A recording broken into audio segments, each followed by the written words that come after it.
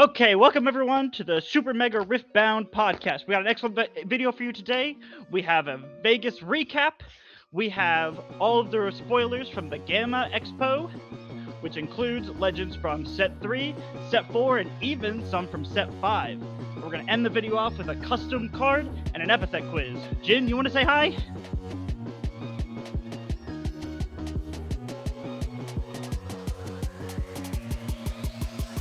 What is going on, everyone? Welcome to episode 14. Lovely intro from Gale. First time intro guy. How's it feel, Gale? Does it feel good? Well, the dog won. Dog won? If you guys are listening on Spotify, Gale was fighting his dog in the intro.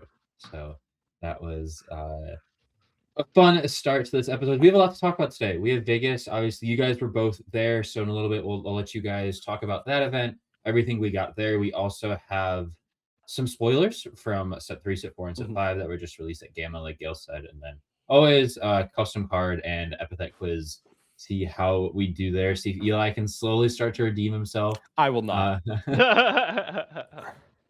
But yeah, as always, we'll start the episode off with Last Week in Riftbound. Gale, Eli, I'll let you guys go. Whoever wants to go first. You guys obviously had a pretty fun weekend. Yeah. Incredible weekend. You got it, Gale. I'll follow it up. Both of us were in the Vegas Regional this past week, which the most fulfilling part of that for me was actually doing the card slinging, which I was invited by Riot to like set up a little time where I would sit down and play with people, and I was very touched on people coming up and being like excited to play. That's probably the most like I almost was like tearing up at the end of it too, just because it just felt so. And that sounds like fake, and I know it does sound fake, but I don't know. It was just a special moment to see people excited to play with me. Yeah, so, I completely understand that though, and I don't think you're underselling that at all. So it's very similar to for those who do not know. I believe I mentioned it before on the podcast. I used to do theater professionally, and it has a very similar feeling to people coming up after a show and like having you sign their playbill and like talking to you about their favorite moments throughout the show and like your performance and stuff. It has that similar vibe to it. And I talked to some other people who did the card slinging as well, and everyone said the exact same thing, Gail. Everyone absolutely loved it. The people on both sides of the table, whether they were invited or going to play against their favorite content creator or game designer, or even the cosplayers that were walking around card slinged against some people too. It was just, it looked like an absolutely fantastic time, and I hope that Riot brings it back event after event. It looked like it was a lot of fun. I'm very glad that you got the opportunity to do that. Yeah, but my Vegas regional experience, I was, speaking of the other side of the desk, I was on the other side of the prize wall in the registration area. So I was working the event, had a lot of fun, got to meet a lot of really cool people. My favorite and most touching moment actually comes similar to how you were saying you were tearing up, Gale. I was tearing up at this. So I had two people come up who got a side event ticket from me. They were going to silver bullet from Metal Champion. They wanted to win the 24 ticket side event, the competitive constructed side event, win a box. And it was a couple, a guy and a girl, who came up and they said, "We want a Metal Leona. We're going to try to win a Metal Leona at this event. This is the last tickets we need and the only time that we have to get one." And I said, "Well, my daughter's name is Leona. She's going to bless your run this time. You've got it. Don't worry about it." They came over a couple of hours later and showed me a Metal Leona in their hands. And we took a picture together, and they were just so excited that baby Leona had given them the blessing to get this Metal Leona. So that was my touching event of the weekend. It was awesome. Very, very cute. Yeah, but overall, event was awesome. We're gonna go more into it as we get through the episode, but really, really well run. Definitely an improvement from what I heard from the Houston experience that people had. So I'm hoping that we continue with that trajectory. Teddy, what did you do on your week in Riftbound? Well, what did I do? Oh, I was actually able to go to two locals. I was able to go last Saturday. Play Aurelia for the first time. I was just actually like the first time I've actually been able to play in Set 2, which has been nice. I also went this past Wednesday, and obviously watching Vegas, it was like basically I think I watched everything until we got to top 4, and then I turned it off because I didn't want to watch anymore. Which, if you know why, you know why. There was 4 Dravens in top 4, and I just did not want to watch that. But it was cool. It was such I think yeah, Vegas was really cool to watch. I think kind of seeing and being updated on everyone here in like the indie Discord, our area, and like seeing how people's runs were doing. And yeah, all in all, a good past week in Riftbound, preparing for spring break this upcoming week, which I will not be able to do any Riftbound on, but still a very good week in Riftbound, kind of just making sure I had my fix before I had a week off. But nonetheless, we are going to move into Vegas talk. Woo, Vegas! I'm going to pass this over to, oh, wait. Gale times 2. Oh, Oh, no. wait. Oh, Hold on. hold on. Hold on.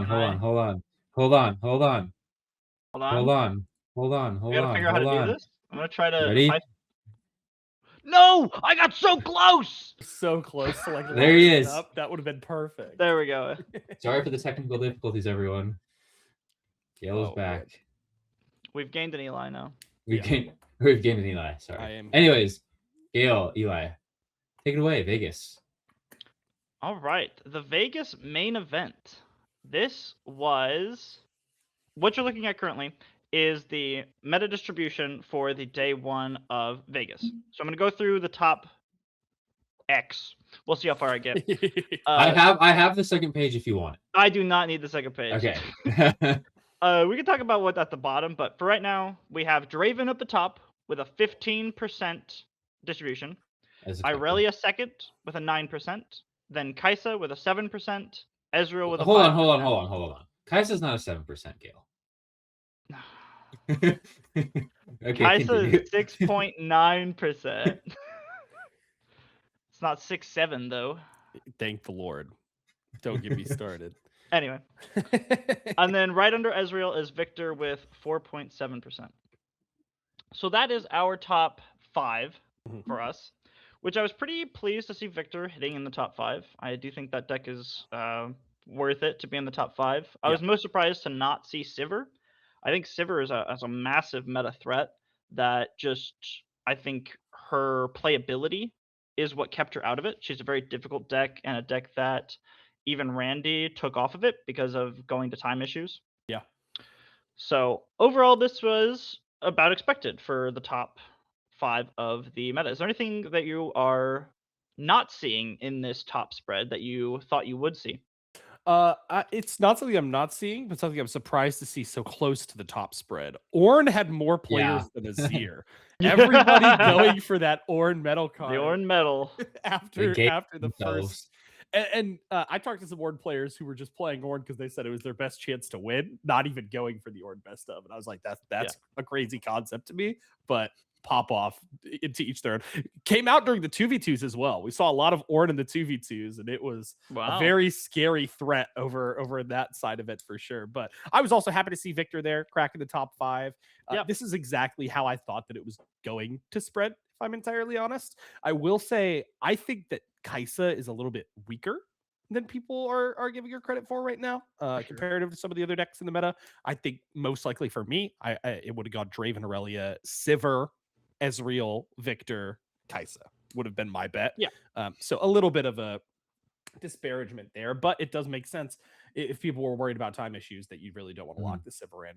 A lot of Azirs. I played Azir this weekend in my side events. I got thorough beamed 6 times in 4 side events and quickly said, all right, I think I'm going to switch to Victor when I get home.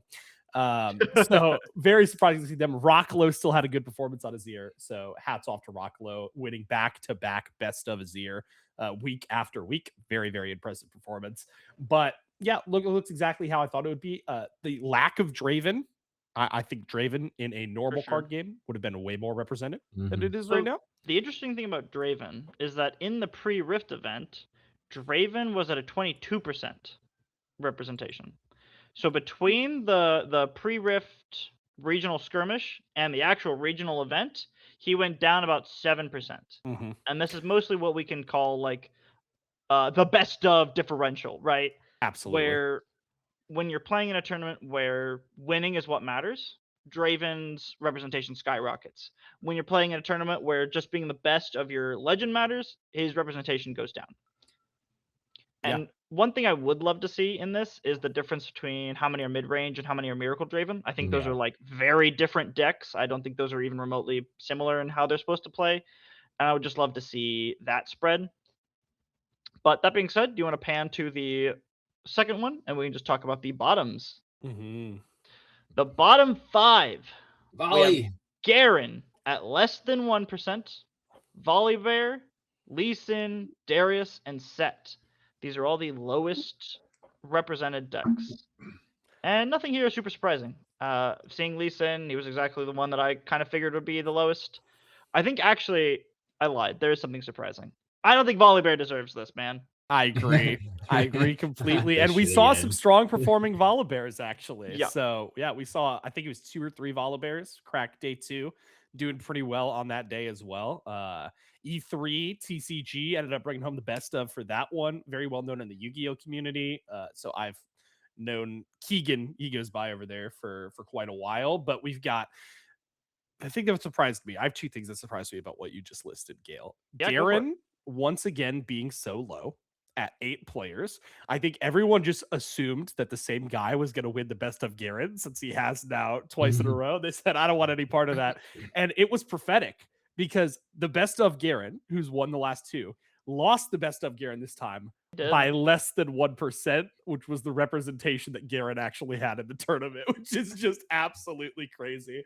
Very fun, dramatic sequence there.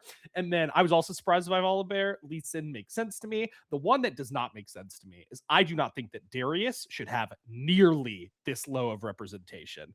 We saw excellent conversion rate on the amount of Darius that did exist in Bologna. So I'm very surprised that we didn't see a little bit of a rise in Darius participation in this tournament when it once again had a good conversion rate here. So we see that the deck is performing to a level where people are making it convert to day 2. But there's still such low representation. In my mind, it kind of operates in that Hook Fiora space, where Hook Fiora is still a good deck. We saw our friends Chai TCG David play Hook Fiora in side events and do very, very well, including the Super Saturday. I'm surprised that Darius is this low. I would like to see him tick up, and I'm interested to see if he will as the set progresses. Yeah, something. Yeah, go for it, Tony. I think I'm curious to know, like, Set in my mind feels like it could be a little higher. I understand why it's not though.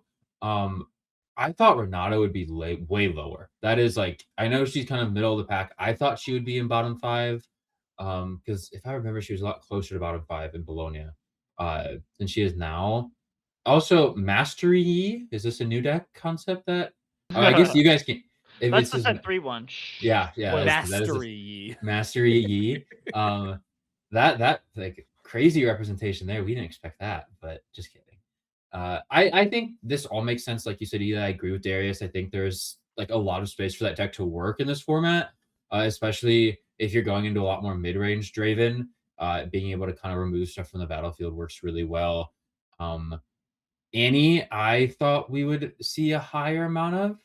Obviously, it's not the best red-purple deck, but I thought people may avert off of Draven and try to get the best of Annie, just because like you still have access to all of that deck's goodness, and it's just a different legend. So yeah, I think there's some things that I thought would be higher and lower in this, but most of the stuff here still makes sense. Like Lee Sin is low, Garen is obviously low, Teemo I guess is low comparatively to these others, but yeah, nothing really that jumps out besides Set and Renata to me. Now, something to get into about this is some of the sketchier parts of the tournament here.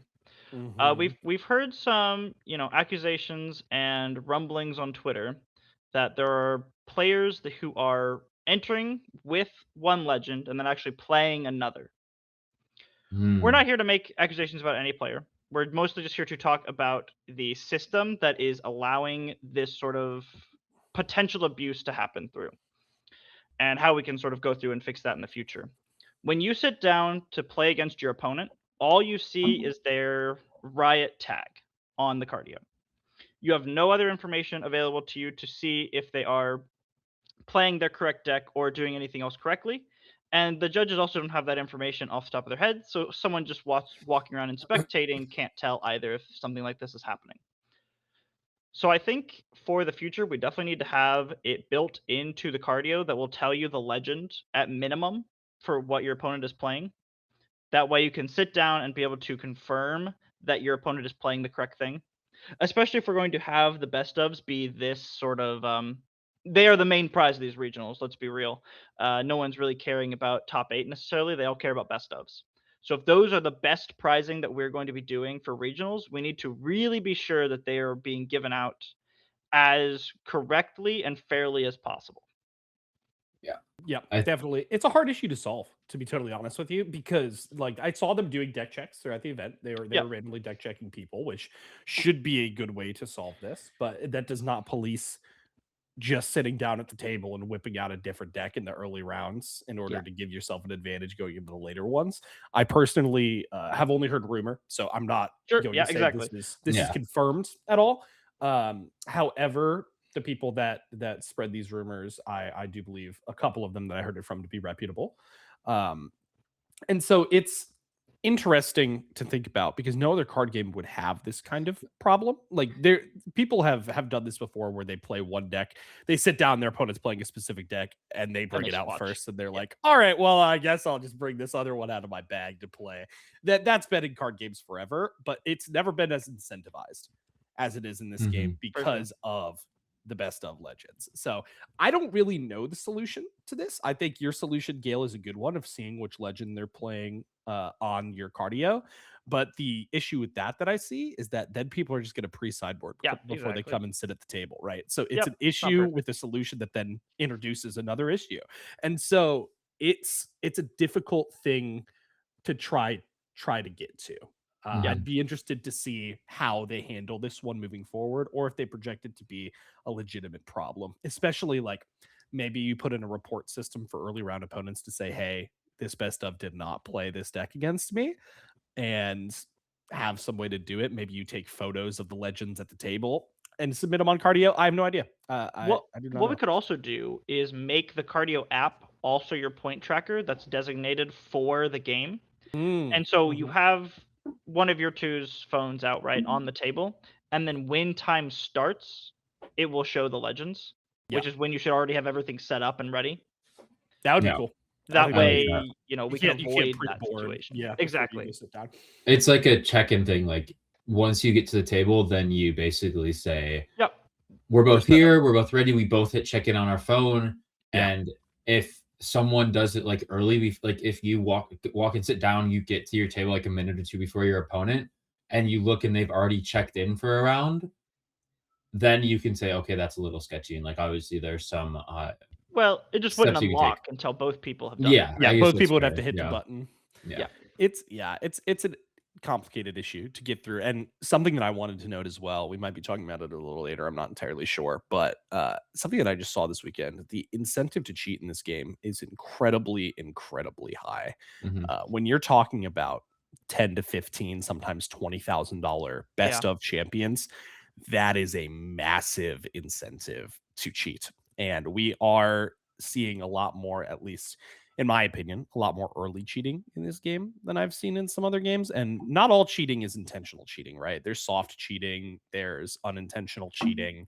So intentionality is very important, but I think it's a lot easier to determine intentionality when somebody's playing a lower tier champion going for a metal card and they're like last two remaining people to get this metal card. So just something to keep an eye on moving forward.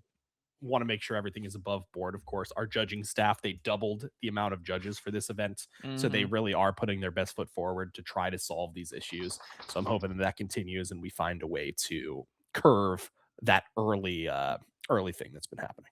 And just to segue into some of the judging conversation as well. Another big concern that I had at Vegas was the floor judging accuracy that I was seeing, where pretty much everything went to appeals. If someone called a judge, the judge would come over, and even if they gave a correct answer or not, it would just immediately go to appeals. And from my perspective, from the calls that I saw, like 5 out of 6 were wrong to start. So 5 out of 6 calls that I saw personally needed to go to appeals because the person gave the incorrect information. So this is something that we as like the judging community needs to work on, is some better instruction or some better picking of floor judging, because while the appeals were very good, appeals were excellent. I just want to get that out of the way. Every appeal judge knew what they were doing. They had excellent and clear communication on it and were accurate every time I saw it. So that's good. We just need to work on our lower form of it. That way we don't have to always go to appeals. Like I talked to judges and they were taking 60 appeals a day.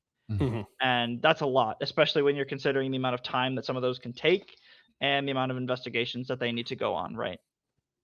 So in general, add some extra instruction for floor judging. Yeah, it's again, like every issue in this game, it's a complicated one to solve, because I think the majority of the floor judges are judges that have been pulled by the event organizers from other games to come and learn Riftbound. And obviously, if you're learning Riftbound and you're put into a position where you have to be a floor judge, majority of the time you're like, okay, you should probably appeal my ruling just to make sure, because I'm not entirely sure. But we should be sure, right? We should have judges that are very prepared for the environment that they've put in. And not all of it is their fault, of course. Coming from a different game and learning Riftbound system is hard. It is certainly hard, but I'm glad that we at least had that appeal section and they were incredibly accurate with it. I was talking to some of the head judges as well, and they were super knowledgeable on the game and seemed to be very invested in making sure that the player experience was first and foremost, which is nice. And they were a lot more willing to work with players than what I would probably deem necessary. Right. Like I had a game next to me where they had ended the game. They had mutually agreed that the game was over. And then afterwards, a player was like, wait, the game wasn't over. There was Aspirant's Climb. And like players had already put their hands away and things like that. And through an investigation, they were like actively trying to repair the game. That's which crazy. Was That's crazy. Was a lot. No, like what the heck? Because your hand isn't public knowledge, so unless they showed each other their hands after the game was over. Yeah, that's so they were. difficult. I mean, and they were just really forward about trying to repair as much as humanly possible. What was that the one? end That result? one ended up not being possible to repair. Yeah, and they actually gave the player that missed the point the loss, and treated that as a concession for them. Yeah, but yeah, I think that makes sense. They were very willing to work with and repair game states that I would just be like, no, this is over, you know. Oh man, it's definitely. I wonder if it also just because we jumped into these events so quickly after release that it's like I feel like the last game I was at Ground 4 was Lacana, and we didn't have any of these events, like big events, for over a year after release. It might have been, I don't know what it might not have been a year, but it was definitely not right away like we did for Riftbound. And I think it also comes down to the fact is like these floor judges, like they've just been pulled in from other games. Are we actually like, is that the right idea? Or do we need to actually find people who have been playing this game since it got announced last year? People who've learned it at Gen Con, people who have been playing it daily. Those may be better candidates for a floor judge because they play the game on a daily basis and more or less know the game better than a lot of these other people will. That if they're just coming in and learning a new game, like anyone who's trying to learn a new game, it's not going to be easy for them. So obviously an interesting discussion to have there. Yeah, it's hard because they have to apply too.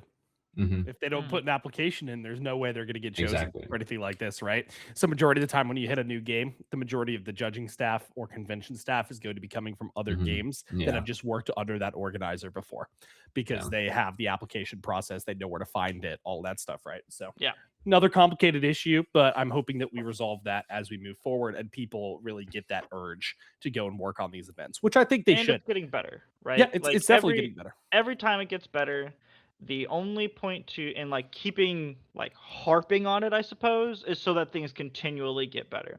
Right. We're making steps every time. I don't want it to feel like we're still stuck in a rut with the rules and with the judging. We're not. We're making progress every time. We just need to always be aware of like where our situation lies. Like if you're going to be a floor judge for this game, you have to understand that there is a lack of trust in you. And that's not a you personal issue. That's just because of the system that you have walked into. And that's just something you have to be aware of and ready to deal with going into being a floor judge for one of these events. And slowly we can sort of fix that reputation with more and more accurate rulings the first time. Yep, definitely. And it will get fixed. Like I said, it shows intent from the organizers and Riot to hire double the judges for this event. So it shows intent. They know there's an issue and they're trying to solve it. So I'm very pleased with that. Yep. So then moving on, we can talk about the finals. Very fun finals. The finals had a dark horse in it that nobody expected. A professional Magic player. Drum rolling for the graphic. Oh, I don't have a graphic. Oh, I don't have a graphic. Oh, I was waiting for nothing. Okay. The top 8 was the only thing on top 8 I have is I turned it off. Oopsie. The only thing on top 8 I have is the Jax deck. Yeah. Oh. Well, now we're spoiling it. Yeah, come on. Oh Teddy. my gosh, what happened to your production drama? Well, we gotta build up to the. Sorry, there's a dog behind Gail that's very distracting. Oh it's a very cute dog. Anyway, yes, there was a Jax in top 8. The rest very cool of top Jax 8 list too. Consisted of 1 Irelia, 2 Ezreals, 4 1 Dravens. Just 1 Ezreal. 1 Ezreal, sorry. 1 Ezreal, 1 Irelia, 4 Dravens, 1 Jax, and what was the last one? It was 5 Draven, I believe. Oh, 5. That's what it was. 5 Draven, 4 converted top 4. Yep. So 5 total Dravens in top 8, and then 1 Jax, 1 Ezreal, 1 Irelia. To reiterate. I think this list, by the way, this Jax list we're looking at is really sick. It took full advantage of the ruling we were talking about before the tournament happened. If you tuned in last week, we talked about the ruling where Jax can re-equip an already attached weapon. That triggers a Aphelios. So this list took full advantage of that corrected ruling and really had a great showing. Really good understanding of the meta as well. I wanted to point out these Clockwork. It's Clockwork Merchant, right? Clockwork Keeper. Clockwork Keeper shows a great and deep understanding of the metagame you're walking into, because most people would just say, hey, I'm going to slot in the Lonely Poro there. Lonely Poro is a great card. It doesn't cost me any power. It draws me a card when it dies, but it's just worse than a Draven a lot of the time. And so the Clockwork Keeper that you're able to keep in the back, draw a card, would perform in this circumstance. So I was very impressed with this deck list, very impressed with the gameplay that I did see from Very Best Gamer. So well done to this Jax player. Yeah, I agree. I like this a lot. Definitely something that I would consider bringing to locals. I think definitely a list that you can see success with, but also has a lot of fun lines. You have obviously your Camel. No, we don't call it Rune Runner anymore. We call it Camel. That's where I'm going. I'm gonna proclaim that from the what am I? I can't even talk today, guys. This is so bad. Anyways, Camel, Aphelios, Akshan, obviously great into the meta with being able to steal all of these seals, and basically every deck has some sort of gear in it now. And then just a lot of good equipment that you're able to kind of transform. The Brutalizer, I think, overperformed. Even though it's already a good card, Brutalizer did some work this weekend with what I was reading. So yeah, lots of good stuff here to enjoy. Now it's time for me to be the Debbie Downer. Hit him. I don't think this deck deserved to get top 8. I said it. He doesn't deserve it, Jax. The player can, just not Jax. What is Jax? There seems what Jax do to you, Gale? Huh? What did Jax do to you? Oh, it's just such a fair deck. Look at it. It's playing guys on curve that are smaller than Draven's guys on curve. It's true, and only 1 punch first. I thought it was really interesting, the spread out of buffs that he has. 1 discipline, 1 punch first. Brutalizer doing a lot of the heavy lifting, I'd imagine, is the combat trick when you have your Jax on board. So I thought the list was really cool. I was also surprised to see it in top 8, but when you queue up a champion and you end up getting top 8 when maybe you were just going for the best of card, that's so sick. Yeah, that's just so amazing. And it's something that can't happen in this game because there's so many people playing these strategies. So we don't know what matchups he played running into the top 8, of course, but whatever matchups he played spectacularly to get all the way up there with a deck that is as inherently fair as Jax is. So, and there's something to say about like knowing your deck and knowing what other decks are going to do into your deck better than they know what their deck does into this deck. Like, how many people came prepped for Jax? Not a lot. Not many. I bet you Counter-Strike carry. Yeah, exactly. Yeah. They're like, what is this card? Have I seen this before? Why is it in Chinese? Yeah. You know? They're just trying to run into every battlefield they can. It's like, no, we're not gonna do that. Yeah, so I definitely think there could be some of that where it's like, oh, okay, well, they just kind of got by like basic Jax function that people just don't know about because they've never played against Jaxes. Well, honestly, it's better to bring this to a big tournament than it is to bring it to locals, because people at locals are going to play a Jax every other week. They're going to know exactly what Jax cards do. But if you're going to like a big competitive event early into the set, all these competitive players aren't looking at the Jax cards. They're looking at the top 4, top 5 deck lists and trying to combat that if they're trying to win the tournament. So honestly, I think like bringing decks like this to larger tournaments is just an excellent call. And sometimes we'll have positive EV with you winning a medal card. So yeah, for sure. Yep. Yeah, I think really cool. I think there's a lot of these decks that kind of fall into the category of obviously they're not amazing, and they're not going to be like the top share of the meta, but they can still perform. And I think Jax 100% falls in that category. Like you said, Eli, going into like Atlanta and Leo at the end of the month, or not end of the month, end of April, correct? I think we're going to see an uptick in these decks as well. Obviously, we're going to have a month and a half or so to figure out where the meta stands before then. We're going to have some big like third-party tournaments that are going to take place, I believe. One of like I don't know what it is, but I believe there might be a CCS in there. There's a Pro Play Games in Pittsburgh, I think, soon. So we're going to get a lot of results from those, and that will obviously, I think, shift the meta around. So it'll be interesting to see like what kind of decks fall into this category. They're good, but if they run into the right matchups, they can succeed. But if they run into the wrong matchups, they can still fall flat on their face. And people obviously have more time to test against them. I also think that is one of the reasons why maybe we saw this Jax deck do so well, because people are, and we had Spirit Forge for a while. I understand that, but when people are testing early Spirit Forge, it was all the best decks. It was Draven, Ezreal, Aurelia, all of these decks that were people who thought, okay, this is going to be at the top. That's what, again, like we said, is what people are going to be testing for, is these top meta decks. No one was testing for Jax, and I think that the release being the event being 2 weeks after release also probably played a big part into how well this deck was able to perform. Last note: Thermo Beam does not hit Jax as hard as other equipment decks. that is a very large note to put out, because you don't actually need to commit your equipment to the battlefield all at the same time like decks like Azir have to. Yeah, you can kind of feed them in slowly, so it has a better matchup in a Thermo Beam, which I think is very relevant in how it placed in this tournament. Compared to other things. But that's the cool part of top 8. Now we got all these meta decks sitting up here. Gail, what was going on with those ones? Anything cool with those other lists that you saw, even if we don't have a graphic for them? The Aurelia list was running some interesting things. It was running, I believe, 3 or 2 Vexes in main, and it also had a Heart of Dark Ice in it. Mm-hmm. And it was running, 0 Charm? It was a very bizarre... That scared me. Like, I saw the 3 Charm, and I'm like, I don't think I could ever play this. Yeah, it was a bizarre Aurelia list. Obviously, it worked. So it's like... Yeah. It made it up into the top 8 with the Vexes. Vexes are probably added just to be able to combat, Vex Reel and all that. Just, what's the best way to fight a Vex? Another Vex. you have a Vex at the battlefield, too. And then both just even value. Yeah. So that very was funny from the Aurelia deck. I didn't see too much from the Ezreal deck. It was just Alan. Alan's list anyway. So we've seen a lot from him. We've seen a lot from that. We know what that is. And then we just go into all of the Dravens. Yeah. The League of Draven is, in fact, upon us. 4 Dravens in the top 4 this time around. Everyone was freaking out. They're like, oh my God, it didn't win Bologna. Is it really the best deck?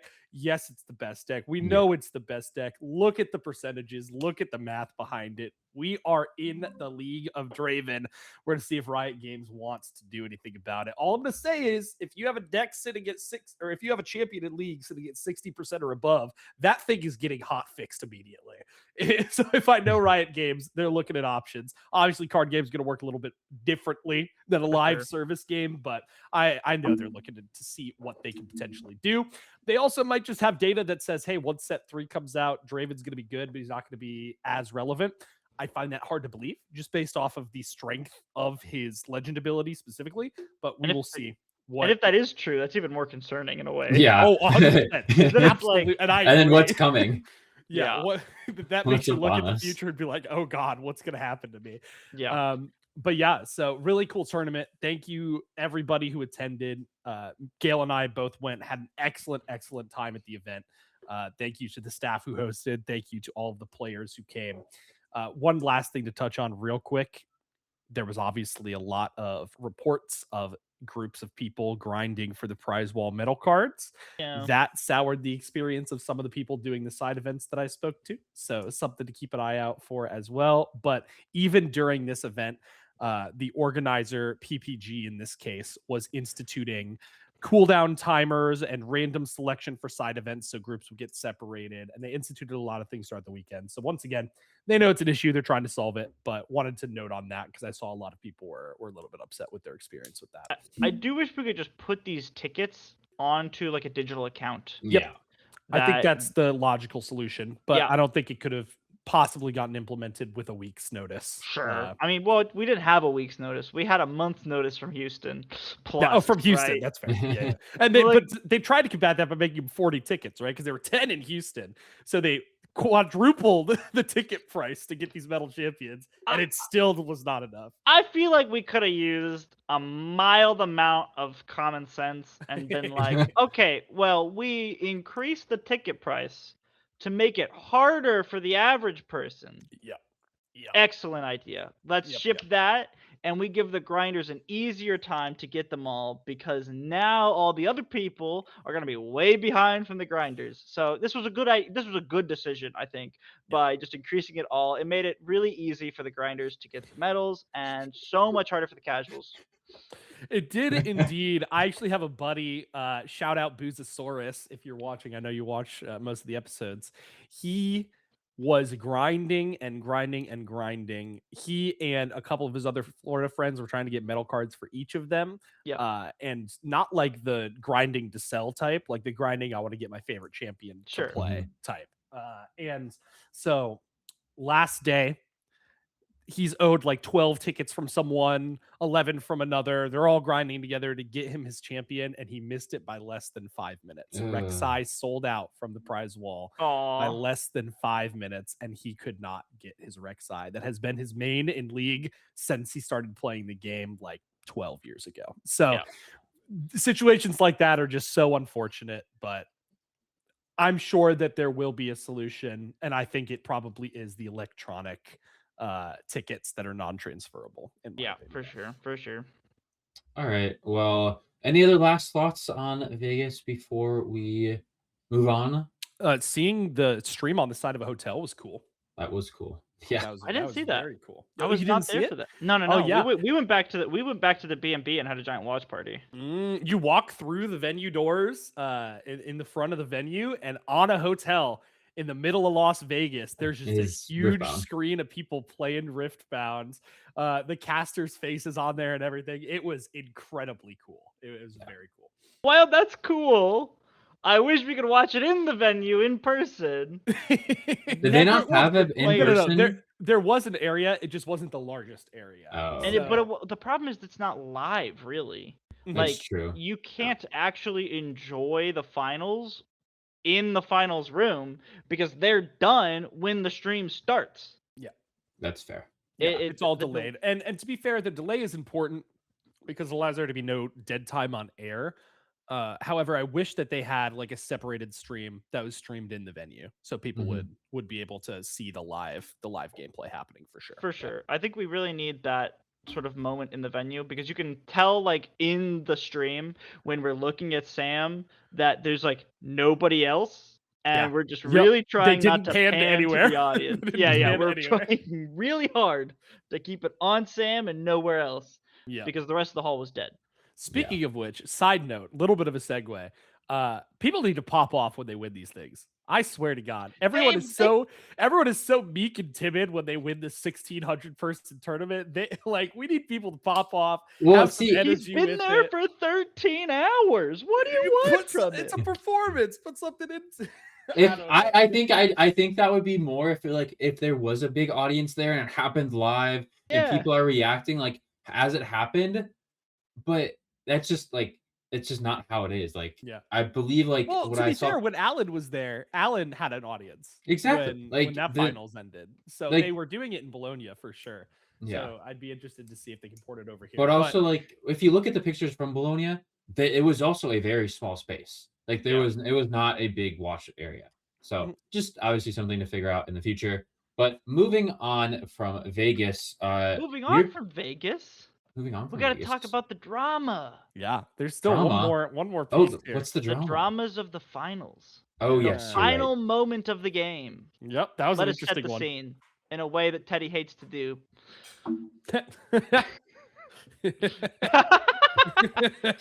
Go ahead. It's the final game. It is 1-1 in games. Draven versus Draven. Tense. 6 points to 7 points. Basically the final turn of the game. You play a Faf onto your opponent's biggest guy on the battlefield to have a clean trade. A Darius. The Faf resolves. The Darius goes back to base. You move your merchant, and then the opponent says, wait, hold on. I want to use my hidden card. This is what happened in the finals of Las Vegas, where at the last moment, we had a rewind that allowed Sam to react to a Faf that had already resolved with his hidden switcheroo to make his mech token a 5 might, cinching the win for Sam.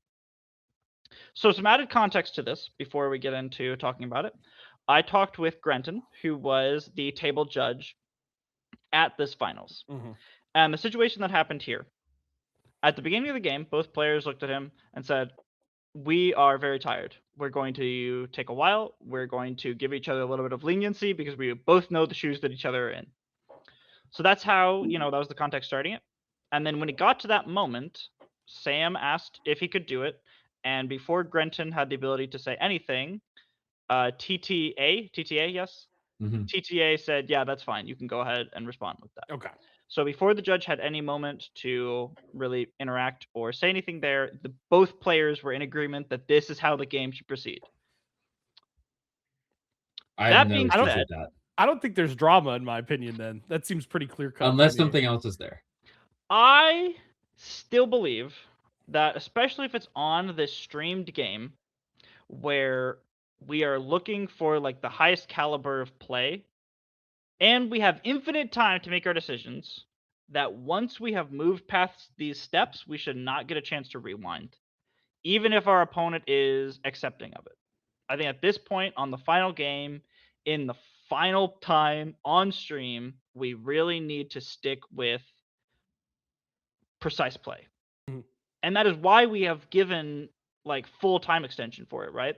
So that we can guarantee that these games are played to the most ideal that each player can come up with in that moment. So to me, it really sours it when the event is solved by a rewind, even if both players agreed with it. No player got screwed over.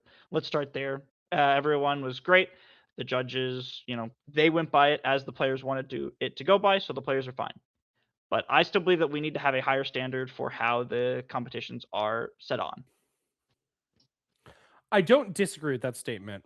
I will say I think that it shows a strong kind of bonds between the players at that point. They both know what's at stake, right? And they both know that they're incredibly tired and need that leniency from their opponent. So if they agree on that beforehand and they looped the judge into that agreement, I personally don't see a problem with it. I think that makes a lot of sense to me.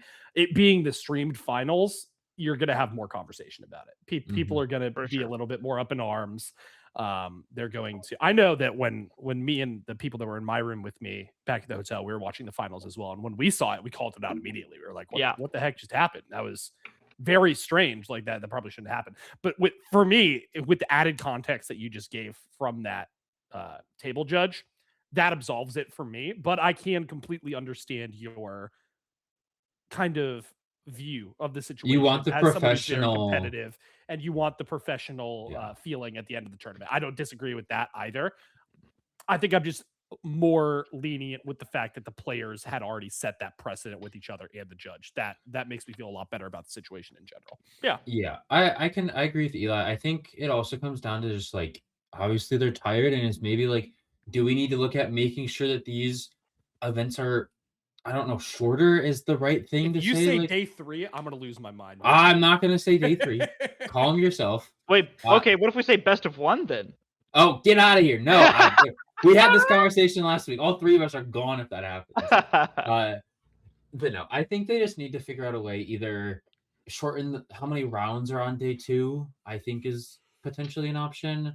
And I think, I don't know, it's just like, I don't want people like you said, Gail, I want people to be playing at their best, and if they have to make an agreement that they're both super tired and want to give each other leniency, that also like screams like there's a little bit of a red flag to me. And like there's nothing wrong with it, but it's also like, what can we do to make sure that that doesn't happen, and they're still like people are awake enough to actually play at the high level where they're not making these type of mistakes. This is also a skill that you develop when you're playing It's true. TCGs like Yeah, this. for Like sure. you can't undersell the fact that when you are a professional player, you're going to be making deep runs like this, or when you're on that level of the professional player, you're going to be making deep runs. It's been something that's existed in Magic the Gathering for its entire existence, right? Some of these events that Magic has are like 15, 16 rounds deep. That's just the expected. You go into the tournament knowing that it could be the case for you. So Stamina management. Stamina is a management skill. is incredibly important. Exactly. So I don't even know if the solution is to make the rounds less. I think that the people that are playing the events probably just need to have a different expectation going into it. Well, it would also help if the events don't go 30 minutes overtime. Yes, it would. Also very true. Absolutely, it would. Don't get me wrong on that one. But this one did wrap, I think, faster than we saw the other ones, if I remember correctly, which is nice. Well, it was a shorter day, wasn't it? It was a shorter day. Yeah. I believe. Yeah, a slightly shorter day, which was helpful.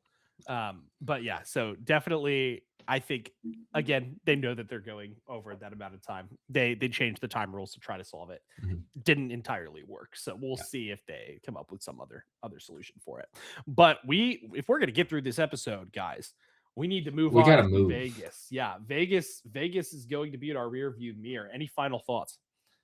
Nope. Perfect. All right, off to GAMA Expo. The first thing before we talk about GAMA, the last thing about Vegas is we got some alt art runes revealed. Okay, well that's safe. That's fine. This coincides with GAMA just because obviously we have these. Not like obviously very cool designs. I like them.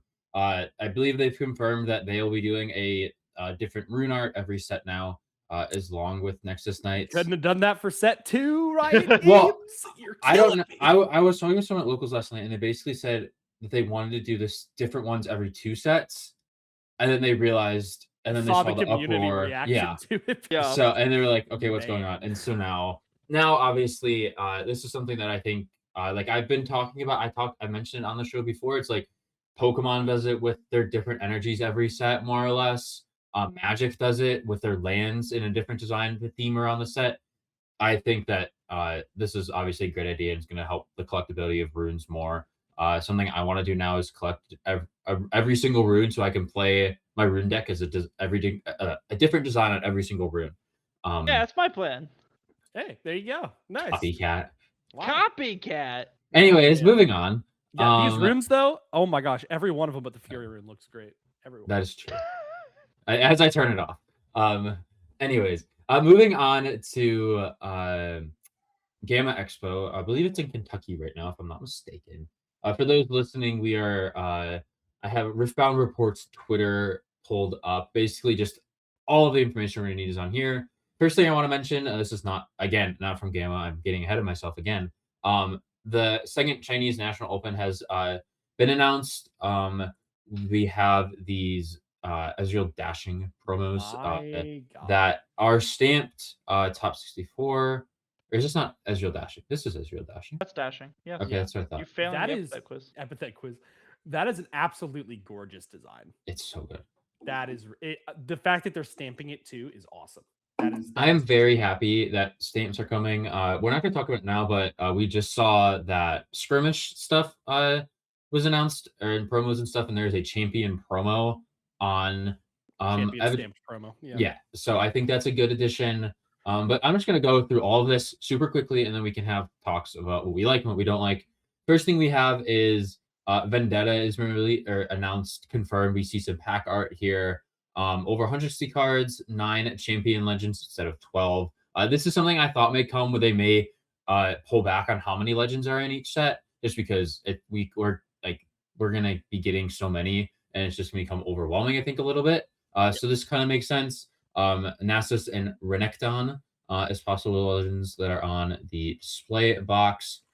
We then have confirmation that Pike, Vi, Vex, Diana, Master Yi, and Rengar will be legends in Unleashed. That is the next set we have. So lots of fun options there. I didn't know he was going to be a legend. Yeah. Yes. Yeah. That's really interesting. I just thought he was confirmed to be in the pack.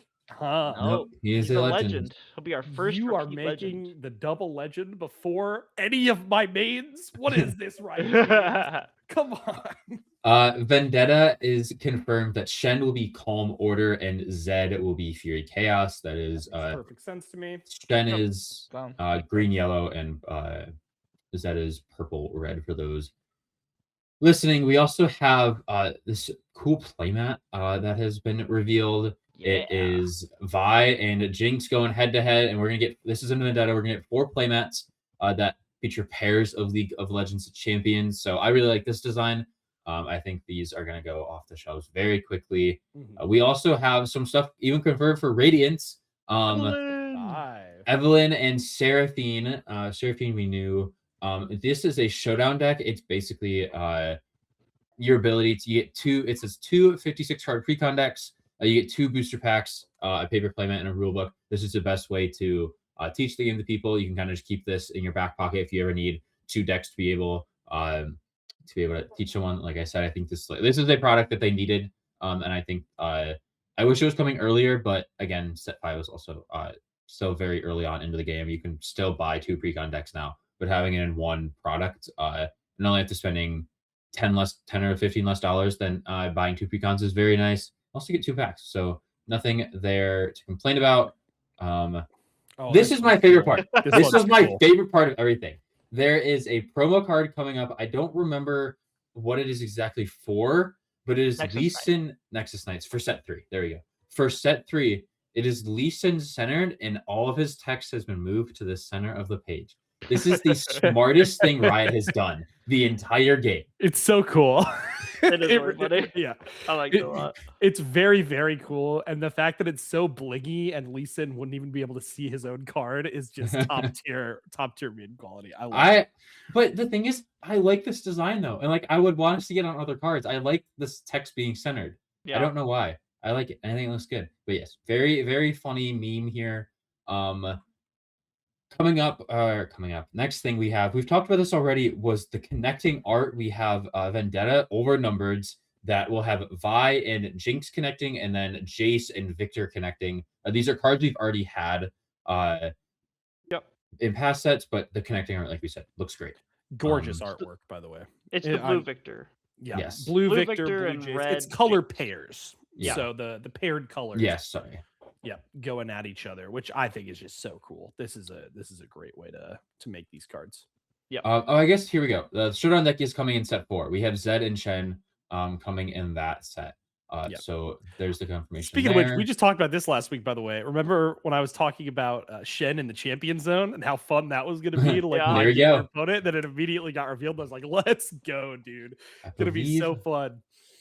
That is everything we have from this event. If you're looking on screen now, the 6 legends we have confirmed for Unleashed are Vi, Vex, Rengar, Diana, Master Yi, Pike, and we already knew Poppy and LeBlanc. I'm so interested what they're going to do with Pike. That's going to be I'm not interested in what they're going to do with Poppy. What does that champion do? It stuns you against a wall. So maybe like if you're in a battlefield, you get a stun, or it stops movement, the W stopping movement. could be What a if we- avenue for it. So what like if we if just get, Poppy like- goes to the battlefield, nothing can move from here until the end of the Ooh. combat. Could be an interesting way to do Yeah. it. Yeah. I think What we're gonna if- do. That's what Vex is gonna be. I think she'll be like anti-movement. Canceling dashes. Yeah. that Yeah. would Yeah, make where you sense where you have well to for like Vex. pay to move or something. That's what I Yeah. think Vex is gonna be. Ooh. Yep. That could be really I cool, also too. think if we're thinking like Poppy with a wall, we could see like a wall token like Magic has, something like that you can Well, no. get out. Poppy uses existing terrain. Poppy doesn't Correct. create terrain. Oh, see, this is me not knowing. Uh-huh. Uh, Yeah. There are League. champions that break terrain or create their own terrain, but Poppy Well, there you is not go. one of those champions. Um, Also, could see her ultimate, right? Poppy just flinging everyone out of the Everything back. battlefield back to base. So there's a lot of That'd be design cool. space with it. Could be cool. that would have to be expensive Poppy or an expensive signature spell. Yeah. Yeah. Any thoughts on basically everything we've gotten revealed at GAMA? I'm like way more excited for set 4 than set Agreed. 3. Set 4 has so much hype around it. It's the opposing legends. There's a lot more like banger characters in that one than Unleashed. Unleashed feels like a set that we have to get through, which is like Well, really not a feeling I One thing want I to will have say to is have. I think set 3 is finishing our core mechanics. Because we saw in set 1, Sure. we have the core mechanic of just the game, right? And how the game plays and like learning all of that. In set 2, we have the Yeah. equipments, and the equipments are going to be a core tenet moving Sure. forward, they've said. And then in set 3, we're getting the whatever they're doing with the jungle monsters or all that stuff. So I think XP, set 3 right? is like, I think set 3 is rounding out our core mechanics of the game. So it might not need to be as Sure. flashy, where set 4 is just really leading into the okay, we're done with these Well, mechanics. Let's really hit it home and smash things through, Yeah. which I'm excited for. So I'd be excited to see what they're going to do with the jungle monsters. I personally think it's probably going to be like not a third battlefield, but like another location you can go to fight these monsters for some kind of benefit. But we'll see what they do. Yeah, I could was see putting them being like- Arcana ones. Yeah, right. Yeah.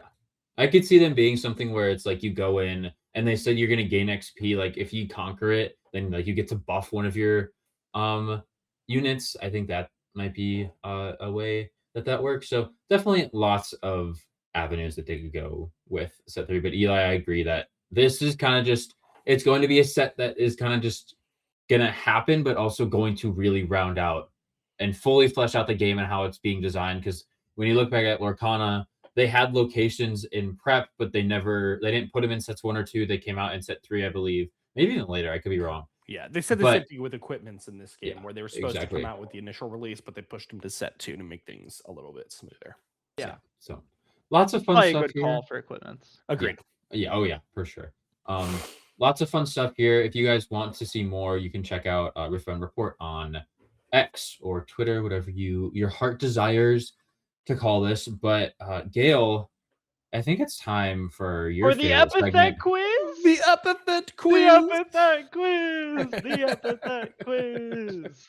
Okay, let's start with the epithet Kinku. What champion Kinku. has the epithet? Oh, I Kinku? just had this. How do you spell it? This is the easy one. I just What had spelling? this. You're gonna It's like- K-I-N-K-O-U? Yeah, it's like AIN, it's like Kinku Monk. Yeah, Yeah, like yeah. Kinku Monk. Yeah. Lee Sin? No, No. Wait, what legend? no, it's not a legend. What card? Yeah, What card? Oh, this one's the easy one. No. Oh, I'm afraid for you guys. is it a champion? Yes, it's a champion. We'll give it that. All right. What the heck? I I would just- think it would be Kennen, but Kennen's not in the game. Well, who's yeah. related to Kennen? Is it Shen? It's Shen. Yeah. Yeah. Okay. I was gonna say I didn't want to say Shen because I thought that would be too easy. Yeah. that makes sense. That's the easy one. We No, I got the know, I easy know, I one. know. I got my own head with that one. All right. The medium question. What is Rengar's epithet? Oh, I Fearless. just looked. Nope. Merciless. Nope. Pouncing. Pouncing. There we go. Yeah. Eli's on fire today. Auto roll. All right. Who has the epithet Serene? Oh, it's a green card, I believe. Not Karma. Not Karma. Karma's Channeler. This one's the hard one. Serene. Is it green? Jana? It's not green. Not Janna. Janna's No, Survivor. Not green. It's She's not. Savior, I think. Savior. Jana Savior. Yeah. in a similar vein. Serene. Boom, boom, boom.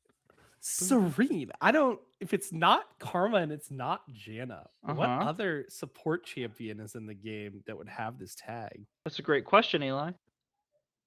What color is it? Well, what color isn't it? Yeah, fair. Let's see. We said it's not green, so that already narrows. It's not green. And Okay, it's not going to green. be in red because red is Fury. It's not so there's red. No It's not Serene this- orange. It's not orange. No. I think it's gonna be blue. Guys giving up?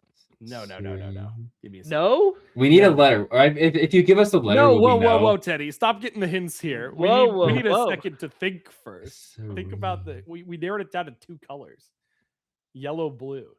Yellow, So blue. we both should know this because we played That's a lot of true. yellow, blue. Yeah, it's not chaos. Yeah. So Serene. It's not mind either. Okay. Mine is so it's blue, so it's order. yellow. What champion in yellow has Serene? You guys ready? I'm not gonna get this one. I don't. I want the letter. I I want the can't. first letter. I can't. It doesn't exist. Ah, there you go. I was Yeah, gonna say I didn't. This think was it the existed. trick Yeah. one. Yeah. Okay. You okay. guys had to say none. Okay. Because I was like, there's no. Yeah, no. There's no champion I can think because there's no other support champion in the game. Yeah, you that guys would gave have that good tag. good guesses. Janna's a good one. Karma would be a good one, but Karma's Channeler and Janna's Savior. Okay, but after I was a bit too mean to them with the epithet quiz, it's time to go through our final segment, which is custom cards. This custom card was created by Centis, and it is in honor of the Shyvana VGU that is coming out for the Demacia season. This is Shyvana the Half Dragon. She's a Fury body legend with your dragons have deflect. Hmm. Very simple, but very potent. Mm-hmm. Oh, we want a champion next. Well, let's real quick. I think Yep. it's simple, but it's so deadly. Yeah, Oh that can my get gosh. crazy quickly. Yeah, Yeah, it's pretty like, scary to have. Every dragon has deflect. That's gonna limit dragon design space by a lot because you can't make them too efficient, or they're just gonna be incredibly broken. Yeah. I don't know if it's even really that broken though, necessarily. Well, think about it, right? You print a dragon with deflect, and then this deflect stacks on it, Yeah, and then you have like, it could get out of hand. it can, but like how scary is a deck if it's entirely made of units with deflect? True. It is promoting combat. It It's is also promoting true. like you have to kill these dragons in combat, which is where they excel. So It will that's have good super design on spiky that side. matchups though, right? Where like playing this into like a Kaisa will be like not fun for anyone involved, Right. really. Right. So I think it's fine. I think it's They have to be It would have to be very Scary. careful with how it's designed and the cards that come with it, because you print one bad card and this could take over the meta. Yeah. One thing that I do not like, I will say, is when I am looking for Shyvana Legend, I would love her stacking ability to be somewhere in the Legend design, Yeah. because I think that they can do that to all of the dragons, because all the dragons in League, for those who are unaware, have some kind of infinitely scaling or stacking ability. yeah.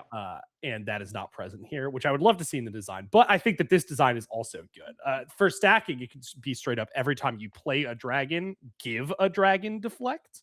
I think Sure, that could be yeah. interesting, an interesting design space. I have one dragon with 5 deflect on it. Exactly, because then it's not like all of them have deflect. It's like, oh, I'm stacking it on one dragon who's kind of snowballing the game. Yeah, So, that's that's an interesting way to do it. yep, interesting concept. But I do like this design a lot. I It's do very too. cool.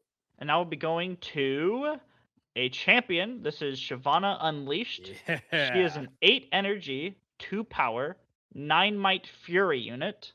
She is Shyvana, Dragon, and Demacia with ganking. And when I attack, you may move up to 1 enemy unit at this battlefield to its base. So she's like a unit with FOF attached to it innately when it attacks. Mhm. Now, this is exactly what I want to see from dragons, right? Like, these are Mhm. just big guys that are going into combat and doing whatever they want. Is this too strong, though? I don't think so. I don't think Because so. when it hits the board, it's not doing anything. Right. and It that's takes a second. The to actually hallmark of get a good online. card is like, can it hit the board and impact it immediately? And this one's really not. If you untap with it, it's going to be scary. but I don't think this is Okay, crazy. what about Bushwhack? Well, yeah. Bushwhack. Okay, you played Bushwhack That's and then you played Shyvana. You Send spent this. 10 mana to do You're already this? at 10, and the I Shyvana just- legend has no ability to ramp herself innately. Yeah, I think that's so fine. I think that's totally okay. I just feel like this is, I don't know. It may be okay. I just feel like I'm gonna go out on a limb and say this card is unplayable. I would say this card's probably bad. Yeah. I don't think that this card is playable in the current state. well, yeah, the current state. I think. However, if there's any kind of mana cheat or mana reduction, my opinion changes. Well, we've got Herald of Scales. we also have Aurora. Aurora's fine. This is a fine Aurora card to get.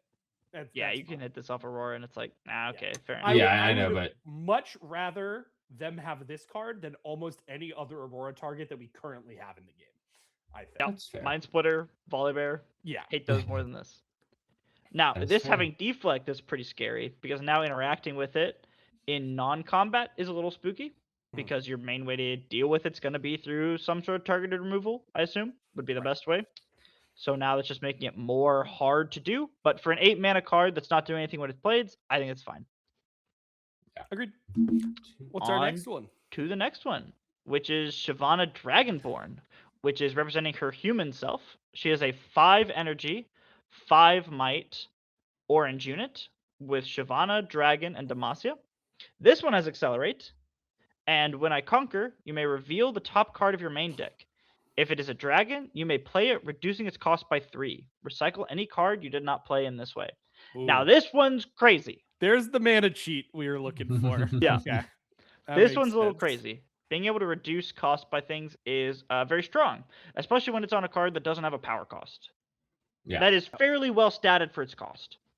5/5 is like not a bad card to play on its own. Like Blazing Scorcher is a fine card on its own, and Shyvana is like Blazing Scorcher plus. Yeah. With an added upside. yeah. I Being think able the to. conquer effect is smart though. I think if it was an effect that you could trigger without conquering, like an ETB or something like that, it would be very, very viable. Yeah. And I think it's still a very good card, but I'm far more comfortable with this being a conquer effect than I am pretty much any other way to get this ability. Yeah, it's Yeah. also just like the top card, Oh yeah. which think- is a little odd, especially with Pretty the hit wording or would have miss. you. The wording would make you think that there's more than just one because Yeah. it's any card you did not play. Yeah. Teddy, what I- was your opinion on this? I think it's fine just because it's the top card. If we were like looking like at top 3 and then choosing a dragon, but like obviously if you're playing a dragon deck, every single unit you have in there is going to be dragon decks. Mhm. I wonder if something like Bone Shiver, could potentially help us out. And like right, that's the one that you conquer and hold effects are the same. So I think that could also be like an inclusion. You have access to other things like, and so you have some access to really good equipment that could also help buff her. So yeah, I don't know. I think it's good, but I also could see where it could fall short. I also think this one is weak, actually. So I'm in that same vein, where I think that the Accelerate is really good. Like you said, Blazing Scorcher is a perfectly playable card. Mhm. The Accelerate is good coming out of the Champion Zone. We've seen a lot of things. You don't have to pay the might to accelerate it, so you can just sit it in the back line as a 5/5. That is also totally fine. Gets over things like Void Seeker and some of the other damaging removal that we have in the game currently. However, I think that the ability is just kind of lackluster to me. Yeah. Even though it's a mana cheat ability, it's a high roll mana cheat ability, and Mhm. so like doing that, you are going to miss a lot of the time, depending on how you constructed your deck, of course. But if you constructed your deck with a lot of big dragons that are going to be really value to hit off of this, you're going to be drawing those big dragons in your hand before you can play them a lot of the time, Yeah. right? So it's a trade-off. I think it's good, but I don't think that it is like an oppressively strong legend. I think a lot of our power budget went into the actual legend, giving For sure. deflect to every single dragon. Yeah. Which again, this having deflect when it's played with Shyvana, that's pretty good by itself. So I will say, I totally missed it was only the top card. For some reason, I see this Yeah, tech, yeah. and I'm like, it's top 5. It's always top 5. no, if it was top 3, like Teddy said, or top 5, this card is broken. Yeah, Yeah. yeah. That's what With I it was thinking. Just being the top card, you're gonna have to do something like Candlelit, or like you have to maneuver your deck somehow to make sure you're. If hitting we all of had this. Altar of Memories in this colors, it could be pretty Correct. cool. yeah, That's but we true. don't. Unfortunately, it's a yellow card. Yeah, All right, finally the Sig spell. Dragon's Descent. Dragon's Descent. Yep, this is the Shyvana signature spell for the custom card. This one is a 4 energy, 2 power action card. Move a friendly dragon to a battlefield. It gains assault and deals 3 damage to all enemy units here. I like this one. I think this one's very solid. I think it's a nice. It's very evocative of her ult as well, Yes. where it's just doing that and it's a move and an action, which are very strong cards to begin with, right? Like Relentless Pursuit and Ride the Wind are cards that are presenting a pressure that Red Orange doesn't necessarily have. Relentless Pursuit and Lucian has it, and that makes that deck very scary to have. Stormbringer and Volibear as well. Yeah, but that one's not an action. It can't do it correct. off turn, which is Correct. really the scary thing here. Yeah, I like this card a lot. I think this is a great signature spell. This is definitely a reason to play Shyvana, which is So I think what you want out of signatures. If would the deals 3 damage to all units there, is that just a move trigger then technically on the card? No. Not. Okay. It would be a part of Dragon's Descent resolving. So it would be Okay. before you go into if you're using it just like to move the unit from base, it would be prior to you starting the back and forth with your opponent. If you're using it as an action, it's going to be when that chain resolves and before priority is passed back after that chain is resolved. Yeah, for sure. In that case, yeah, I like it. I think this is definitely the most fluidly designed card of the bunch. I think I think we all would say we would love to see dragons at some point become a deck in the meta. Volibear Tribal Dragons made day 2 at Vegas. There you go. Yeah, I do. Tribal decks are just so fun, and I think it's like there's a lot of openings in this game for them. But yeah, any last thoughts before we hit the outro, boys? No, just a good job to Sen who made these. Very nice cards in general. Very, very cool. I love it. All right, outro speed run. Gail, where can we find you?